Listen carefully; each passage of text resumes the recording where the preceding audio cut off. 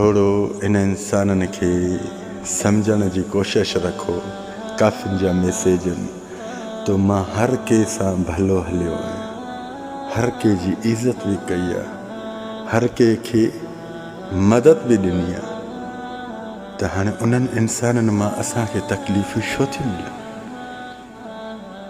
जेसि ताणी तव्हां पंहिंजो पाण खे न सम्झंदव, अॻिला तव्हांखे टिश्यू पेपर वांगुरु यूज़ कंदा। जीअं टिश्यू पेपर जो बॉक्स पियो आहे न, बॉक्स, त उन मां हिकिड़ो टिश्यू कढी मुंहुं की उछले छॾींदा। इहे बि तव्हांखे इन्हनि वांगुरु इस्तेमालु कंदा आहिनि। जेकॾहिं तव्हां इन्हनि खे सम्झणु चाहियो था न, त सभ खां पहिरियों उन जो रवैयो ॾिस त केतिरी इज़त खणण जो हक़दारु आहे। इज़त जेकॾहिं अवर ॾींदे त उहो इंसानु चोटी ते चढ़ी वेंदो। चोटी ते माना सम्झे थो न, जबल जी चोटी ते। पोइ उहो इंसानु पंहिंजो पाण खे घणो कुझु सम्झणु लॻंदो आहे। छो?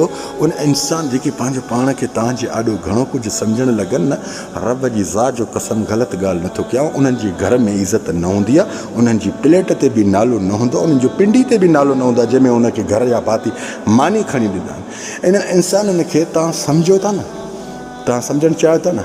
हा, हेॾे हिकिड़ो मिंट, मां तोसां हिकिड़ी ॻाल्हि शेयर कयां थो, हुन ते अमल कजे। जेकॾहिं इन्हनि खे सम्झणु चाहे थो त सभ खां पहिरियों तूं पंहिंजे पाण खे अहमियत ॾे।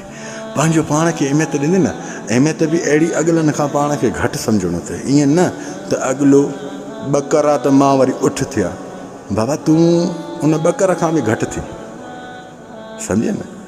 हिकिड़ा वरी थींदा आहिनि त हे उठ जो पुटु एॾो नमूनो थो करे त मां हिन खां डबल थो थिया। न, पोइ तो में उन में फ़र्क़ु न थींदो।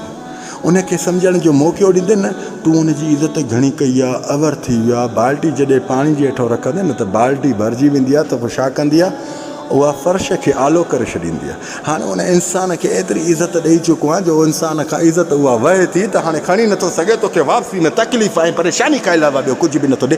यादि रखे, इन इंसान खां फौरी तौरु किनारो अख़्तियार कर, त उनखे बूत में अहिड़ो साफ़्ट जो पादर लॻी वेंदो, वरी सुधरी वेंदो, वरी ईअं कंहिंसां न कंदो। जज़ाकल्लाह ख़ैर, मसला।